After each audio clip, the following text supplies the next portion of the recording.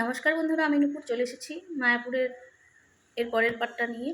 তো এই যে দেখো, আমরা প্রসাদ টসাদ নিয়ে আমরা চলে আসছি এই যে নামহাট্ট ইস্কন, যেখানে আমরা ছিলাম। তো এখানে চলে এসে একটু ফ্রেশ ট্রেশ হয়ে তারপরে আমরা আবার চলে গেলাম টোটো করে ঘোরার জন্য। কারণ ওই যে বললাম থাকবো একদিন, আর ঘরে বসে শুয়ে সময় নষ্ট করে লাভ নেই। তো বেরিয়ে পড়লাম সব কয়টা মন্দির ঘোরার জন্য। তো এই যে দেখো, রাস্তায় যেতে যেতেই কতগুলো মন্দির আমাদের দর্শন হয়ে গেল। আর মন্দিরগুলো এত সুন্দর সুন্দর ডিজাইন, মানে দেখেই মন শান্তি, চোখ জুড়িয়ে যায়। মানে নামেও মায়াপুর, সত্যি চোখে মানে মায়াই একদম। তো যাই হোক, কথা বলতে বলতে আমরা চলে আসছি। এটা হলো শ্রীবাসঙ্গন, তারপরে মাঝবাড়ি আশ্রম, তারপরে চৈতন্য মহাপ্রভুর জন্মভিটা, তারপরে রাধাকুণ্ড, শ্যামকুণ্ড। তো চলো কথা না বাড়িয়ে তোমাদেরকেও ঘুরিয়ে দেখাই। অনেকেই তো এসেছো, আমি ফার্স্ট টাইম আসলাম যদিও। তো এই যে দেখো, কথা বলতে বলতে আমরা এই যে রাধাকুণ্ডর কাছে, শ্যামকুণ্ডর কাছে চলে আসছি। মানে রাধাকুণ্ড শ্যামকুণ্ড যদিও একটু একটু জাস্ট একটু দূরে, কিন্তু পাশাপাশি বলা চলে। তো যাই হোক, এখানে এসে আমার ছেলে তো লাগিয়ে দিয়েছে আর এক কাণ্ড, এই জলের মধ্যে ধাপ করে পড়ে গেছিলো। আর এখানে দেখো কত বড় বড় মাছ, এই যে রাধাকুণ্ড শ্যামকুণ্ডর জলে, এটা শ্যামকুণ্ড ছিল। আর এই মাছগুলো দেখো, মানে এত বিশাল আকারের মাছ আমি মনে হয় ফার্স্ট টাইম দেখলাম। মানে অন্যান্য সব মাছ দেখেছি, কিন্তু এরকমভাবে ছেড়ে দেওয়া, মানে পুকুরে এসে বিস্কুট খাচ্ছে, মানে এটা আমি ফার্স্ট টাইম দেখলাম। যাই হোক, এখানে কথা বলতে বলতে তো তারপরে এখানে দেখি রুমা যেন এখানে কি চুপি দিয়ে দেখছে, বুঝতে পারছিলাম না কি দেখছে। ও পরে বুঝতে পারলাম যে মন্দিরটা বন্ধ ছিল, তাই আর কি ও দেখছিল যে মন্দিরটা কখন খুলবে। আর এই যে দেখো, মন্দিরগুলো এত সুন্দর সুন্দর। এই যে এখানেই হলো গৌর কিশোর দাস বাবাজির বাড়ি আশ্রম এটা। তো এখানেই হলো রাধাকুণ্ড। আর এই যে কথা বলতে বলতে আমরা চলে আসলাম রাধাকুণ্ডে। মানে এখানে এক জায়গায় ঢুকলেই তুমি অল্প পায়ে হেঁটেই সব কিছু তুমি ঘুরে নিতে পারবে, রাধাকুণ্ড শ্যামকুণ্ড পাশাপাশি। তো যাই হোক, কথা বলতে বলতে চলে আসলাম। আর এই যে দেখো, এখানে এই তমাল বৃক্ষ, এটা নাকি আমাদেরকে বলছিল যে এই গাছটা নাকি সেই আমলের। তো যাই হোক, কথা বলতে বলতে তো চলে আসলাম। আর এই যে দেখো, এখানে এটা নাকি গিরি গোবর্ধন। আর এই যে এই প্রভু যে ইনি বসেছিল, ইনি হলো তুলসীর মালা বানাচ্ছিল। উনি আমাদেরকে বলছিল যে আগে তোমরা রাধাকুণ্ড জলে প্রণাম করে আসো, তারপরে এই গিরি গোবর্ধন পাহাড়টা ঘুরে নেবে। তো ঠিক আছে। তো এই যে চলে আসলাম আমরা রাধাকুণ্ডর জলে প্রণাম করতে। তো এখানে হাত পা ধোয়া নিষেধ, কিন্তু জল নাকি মাথায় দিতে হয়। তাই জন্য আর কি জলটা মাথায় দিয়ে আমরা চলে আসলাম প্রণাম টনাম করে গিরি গোবর্ধন প্রণাম করতে। আর গিরি গোবর্ধন প্রণাম করার পরে একটু ঘুরে টুরে সব দেখে নিলাম, নিয়ে আমি এখানে একটা রিলস বানিয়ে নিলাম। এখানে গানটা ছিল, দর্শন লাগে রাধা পাথি পাথি ফেরে, তুমি কি এতই পাষাণ, ধরা দেবে না রাধারে। যাই হোক, আমাকে তো শ্রীকৃষ্ণ ধরা দেয়নি, তাই আমি পথে পথেই ঘুরছি, করার কিছু নেই। তারপরে এখান থেকে বের হয়ে আমরা চলে গেছিলাম, এখানে নাকি এই চাপা ফুলের গাছটা, এটা নাকি নিমাই লাগিয়েছিল। তো যাই হোক, এখানে এসে একটা মজার ঘটনা ঘটে গেছে। সেটা হলো, আমাদেরকে টোটোর দাদা বলেই দিয়েছিল যে দিদি আপনারা তো শুধু দর্শন করবেন, তাহলে আপনারা গিয়ে দর্শন করে আসুন। তো এখানে দর্শন করতে যাওয়ার পথে এই যে দাদা দুটোকে দেখছেন, এরা আবার হলো একটা করে মোম আর একটা করে ধূপকাঠি দিয়ে 10 টাকা করে নিচ্ছিল। তো আমাদেরকে টোটোর দাদা বলেই দিয়েছিল যে এখানে কিন্তু কোনো পয়সা কিছু দিতেও হবে না, আপনাদের কিছু নিতেও হবে না, শুধু আপনারা দর্শন করে চলে আসবেন। কিন্তু আমার দিদি আর আমার ভাগ্নি কিছু বোঝার আগেই এই দাদারা মানে হাতেই মোম ধূপকাঠিটা ধরিয়ে দিয়েছে। আর ধরিয়ে দেওয়ার পরে তো 10 টাকা করে এখন জনপ্রতি সবার থেকে নেবে। ওরা 3জন ছিল, আর এই যে আমার ভাগনা এত মানে ভক্ত মানুষও। যাই হোক, ও তো নিয়ে টিয়ে আর কি একাকার। তারপরে তো আমার মাও নিয়ে নিয়েছিল। আমি তো হেসেই গড়াগড়ি খাচ্ছিলাম, যেহেতু টোটোর দাদা বলেই দিল। যাই হোক, এখানে 50 টাকা মতো ওরা খরচা করেছিল ওই মোম ধূপকাঠি দিতে গিয়ে।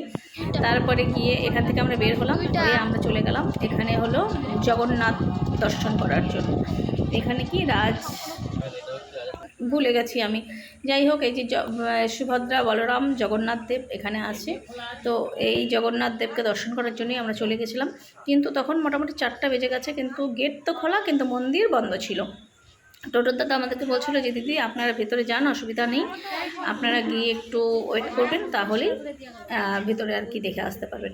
তারপরে তো এই যে দেখায়, এই পাশে খুব সুন্দর সুন্দর করে সাজিয়ে রেখেছে, এই যে মিউজিয়ামের মতো করে পুতুলগুলো, মূর্তি কী করেছে, চৈতন্যদেব কী করেছেন, এই জগদীশ গাঙ্গুলি, এই সব কিছু দিয়ে আর কি একটা মিউজিয়ামের মতো করে সাজানো ছিল। তো এটা আমরা আস্তে আস্তে ঘুরে ঘুরে ঘুরে ঘুরে দেখছিলাম। মানে সত্যি বললাম না, মায়াপুর যেমন নামেও মায়া, চোখেও মায়াই একদম।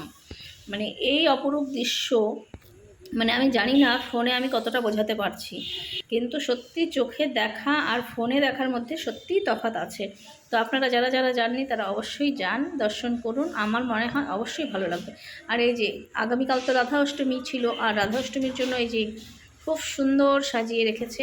আর এই যে দেখলেন মন্দিরের দরজা এটা বন্ধ ছিল, আর আমি, রুমা, আমার ছেলে, এরা সবাই মিলে আমরা ঘুরে ঘুরে দেখছিলাম চারপাশটা। বিশাল একটা এরিয়া নিয়ে তৈরি এই মন্দিরটা, খুব সুন্দর। আর ওই যে মন্দিরের চূড়া দেখা যাচ্ছে ওখানে ছিল শিব মন্দির। তো যাই হোক, চলেন কথা না বাড়িয়ে আমরা একটু শিব মন্দিরটা দর্শন করি। আর এই যে দেখেন ফুলের গাছগুলোতে এত সুন্দর সুন্দর ফুল ফুটে আছে। আর এই যে শিব মন্দিরের পাশেই ছিল এখানে একটা পুকুর, আর এই পুকুরের মধ্যে এই যে নৌকা করা ছিল, যেটা ময়ূরপঙ্খী নৌকা। এই নৌকাতে বসিয়ে নাকি জগন্নাথ, সুভদ্রা, বলরাম এদের নৌকা বিহার হয়। তো সেটা কোন তিথিতে হয় আমার জানা নেই সঠিক, কিন্তু ওনারা বললেন। আর এখানে আমরা ঘুরে টুরে একটু হয়রান হয়ে গেছিলাম, তাই একটু বসে দমটম নিয়ে নিলাম। আর এই যে তারপরে চলে আসলাম আমরা শিব দর্শন করতে। তো এই যে নন্দী মহারাজকেই প্রথমে দর্শন করে নিলাম, আমার মাও দর্শন করলো, আমি করলাম। আর তারপরে এখানে শুনলাম নন্দী মহারাজের কানে কানে নাকি কিছু বললে সেটা নাকি সত্যি সত্যি ফলে যায়। তো আমি জানি না, মনের বিশ্বাস নিয়েই নন্দী মহারাজের কানে কানে বললাম, এখন জানি না আদৌ আমার ফলবে কি না। আর এই যে গাছটা দেখেন, এই গাছটা মানুষ যে বলে শিবের কোনো আদি অনন্ত নেই, তো এটা সত্যিই তাই। কারণ এই গাছটার আমি কোনো আদি অনন্ত কিছু খুঁজে পেলাম না, কোথায় মাথা, কোথায় শেকড়, কোথায় গোড়া, কিছু আমি খুঁজে পাইনি গাছটার। কিন্তু গাছটা এত বিশাল আকারে ছিল, আর এখানে প্রচুর লোক ঢিল বেঁধে রেখেছে, হয়তো মনস্কামনা জানিয়েই বেঁধেছে। আমি জানি না বাবা ভোলেনাথ কি তাদের মনের আশা পূরণ করেন কি না, তবে এটাই বলবো যে হ্যাঁ, যারা বাবার কাছে মানসিক করে গেছে তাদের মনের আশা বাবা তুমি পূরণ করে দাও।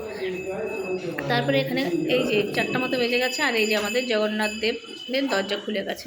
তো আমরা প্রভুকে দর্শন করে নিলাম। আর এই যে দেখুন কত ভক্তের সমাগম হয়েছে, আর এখানে তো সুন্দর কীর্তন হচ্ছিল, মানে এত ভালো লাগছিল। তারপরে ঘুরে ঘুরে আমরা বের হয়ে পড়লাম।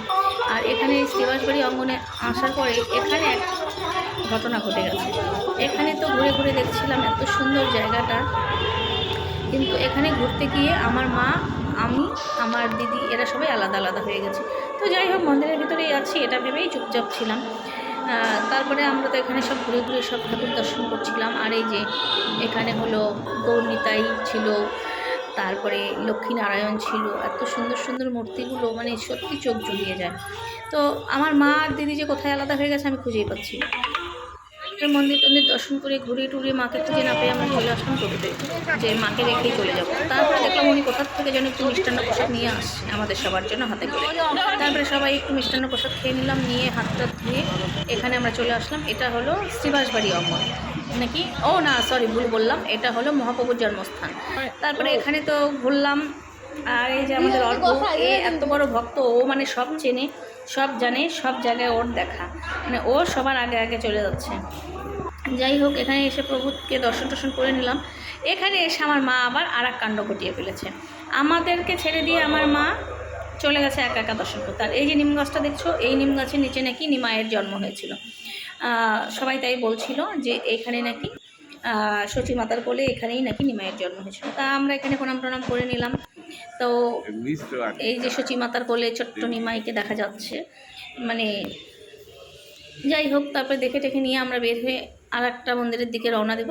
কিন্তু এখানে কি করেছে জানো, আমার মা আমার ছেলেকে ভেবে অন্য একজনের ছেলের হাত ধরে নিয়ে ঘুরে বেড়াচ্ছে। তারপরে তো মানে আমরা এখন ভাবছি কী ব্যাপার, কী হলো, বাচ্চাটাও তো ভয় পেয়ে গেছে, বাচ্চাটাও আমার মার হাত ধরে ধরেই ঘুরছিল। তারপরে যখন আমি বললাম মা তুমি এটা কার হাত ধরে ঘুরছো, তখন আর কি বাচ্চাটার বাবা বললো কি যে দিদি না না কিছু হয়নি, এরকম টেনশন করবেন না। তাই বললাম না না টেনশনের তো কিছু নেই, এখানে আসলে বাচ্চা ওরও ভুল, ওর ঠাম্মি ভেবে আমার মার হাত ধরেছে, আর আমার মা আমাদের ছেলে মেয়ে ভেবে আর কি আমাদের ওর হাত ধরেছে। যাই হোক, একটা বেশ মজার ব্যাপার ছিল এখানে। তারপরে এখান থেকে চলে আসলাম আর একটা মন্দিরে দর্শন করতে। এই করে আমাদের সন্ধ্যা লেগে গেছে। আর এই সন্ধ্যাবেলা এখন তো যাবো আমরা আবার এই মন্দিরে, চন্দ্রোদয় মন্দিরে, ওখানে সন্ধ্যারতি দর্শন করতে হবে। কিন্তু দুঃখের বিষয় কি জানেন তো, এই সন্ধ্যারতি দর্শন বলুন বা সকালের আরতি দর্শন বলুন, কোনোটাই আমরা মানে দেখাতে পারছি না, কারণ কি মোবাইলটা ভিতরে নিয়ে যাওয়া অ্যালাউ নেই। যাই হোক, তারপর ওখান থেকে চলে আসার পরে এই যে 100 টাকা করে এখানে ব্লাউজগুলো ছিল, তাই দেখে রুমা আমার দিদি সবাই কিনে নিল। আর তারপরে আমার খুব মাথা ধরে গেছিলো, আর ভালো লাগছে না, তারপরে আমরা একটু চা খেয়ে নিয়েছিলাম। আর এই যে আমরা তো কাগজের কাপে চা খেয়েছি, কিন্তু আমার ছেলে আর কিছুতেই কাগজের কাপে চা খাবে না, ওর নাকি মাটির ভালো লাগবে। পরে ওকে আর আমার ভাগনাকে মাটির ভারে চা দেওয়া হলো। তারপরে চা খাওয়ার পরে ওরা সবাই আবার বায়না ফুচকা খাবে। তারপরে সবাই একটু ফুচকা টুচকা খেয়ে নিয়ে তারপর চলে গেলাম মন্দিরের দিকে, যে যাই তাহলে সন্ধ্যা আরতিটাই দর্শন করে আসি। আর এই যে সন্ধ্যা হতে হতে এখানে তো বেশ লাইটিং টাইটিং সব জ্বালিয়ে দিচ্ছে, ফোয়ারাটা চালু হয়ে গেছে। আর এই যে দেখুন এইখানে দুই পাশে যে দোকানগুলো সাজানো আছে, এখানে তো প্রচুর কপি ড্রেস পাওয়া যায়। তো আমিও একটু শখ করে চলে গেছিলাম কপি ড্রেস কিনতে। আর এই যে পরে ঘুরে ঘুরে দেখছিলাম কোন ড্রেসটা তো ভালো লাগছে, কিন্তু ওই যে ও কথাই আছে না, কানার ভাগ্যে ধান জোটে না, সেই রকমই ব্যাপারটা। পছন্দ করলাম এটা, পরে নিয়ে আসলাম অন্য একটা। যাই হোক, পরে অন্য কোনো একটা ভিডিওতে আপনাদেরকে দেখাবো যে মায়াপুরের কপি ড্রেসটা আমি কেমন এনেছিলাম।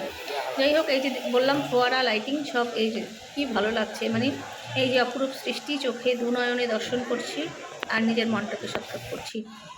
যাই হোক, কথা বলতে বলতে সন্ধ্যা হয়ে গেছে। আর ওই যে সন্ধ্যারতি দর্শন আমরা করে আসলাম, কিন্তু ওই যে বললাম দক্ষিণ কোষে আপনাদেরকে দেখাতে পারলাম না। যাই হোক, কথা বলতে বলতে অনেকটা সময় বার হয়ে গেছে। তো এখন আমি একটু ঘরে ফিরবো, কারণ কি আমরা রাত্রেই আজকে নবদ্বীপ ব্যাক করবো। তা আর এদিকে নেমে গেছে ঝিরিঝিরি বৃষ্টি। এই যে আমরা এখন মানে জোর কদমে হাঁটা লাগিয়ে দিয়েছি, কারণ কি নবদ্বীপ যাব, কিন্তু জানি না অত যাওয়া হবে কি না, কারণ যে বৃষ্টি করছে ঝিরিঝিরি, এখন এই বৃষ্টির মধ্যে কি যাওয়া যাবে মনে হয় না। আর গেলেও তো ফেরি পার হতে পারবো না। তারপরে রুমা আমি সবাই সিদ্ধান্ত নিলাম যে থাক, আজকে আর যাওয়ার দরকার নেই। তো কালকে যেহেতু রাত্রে আমরা এসেছি, আর রাত্রে এসে আমরা রুম পাইনি, বললামই রাত্রি 2টোর সময় আমরা এসেছিলাম। তো আজকে আর কি গিয়ে আমরা রুম নিয়ে নিলাম একটা। মোটামুটি আমাদের 2700 টাকার মতো পড়েছিল একটা এসি রুম, কারণ আমরা মোটামুটি 8 জন মতো ছিলাম। আর 8 জনের জন্য মানে 2টো রুম নেওয়ার দরকার ছিল। তো আমরা যেহেতু একটাই রুম নিয়েছিলাম, তাই আমাদের একটু বেশি ছিল। তো যাই হোক, এই যে আমরা ব্যাগ ট্যাগ সব কিছু নিয়ে চলে আসলাম। আর এই যে দেখেন রাত্রের ভিউটা এত ভালো লাগছে, চারদিকে লাইটিং লাইটিং এত সুন্দর। আগামীকাল রাধাষ্টমী, আর এই জন্য খুব সুন্দর সাজিয়েছে মন্দির প্রাঙ্গণটা। তো যাই হোক, কথা বলতে বলতে আমরা চলে আসলাম উপরে আমাদের রুমে। আর রুমটা ছিল আমাদের 4 তলার উপরে, মানে এই ব্যাগ বেডিং বস্তা সব টাইনা টুনে নিয়ে উপরে ওঠা যে কী কষ্টের, যারা না টানছে তারা বুঝতে পারবেন। যাই হোক, তারপরে এই যে আমাদের রুমের ভিউটা তোমাদেরকে একটু দেখিয়ে দিলাম। এইটাই ছিল আমাদের রুম। এই যে 3টা বেড ছিল আমাদের রুমে। আর রুমে এসে তো মানে সত্যি শান্তি শান্তি। যাই হোক, এখন রাত্রে হয়ে গেছে, এখন খাওয়া দাওয়া করে ঘুমিয়ে পড়বো। আর কাল সকালে যাব নবদ্বীপ। তো কালকেরটার জন্য আবার তোমাদের সঙ্গে দেখা হচ্ছে পরে।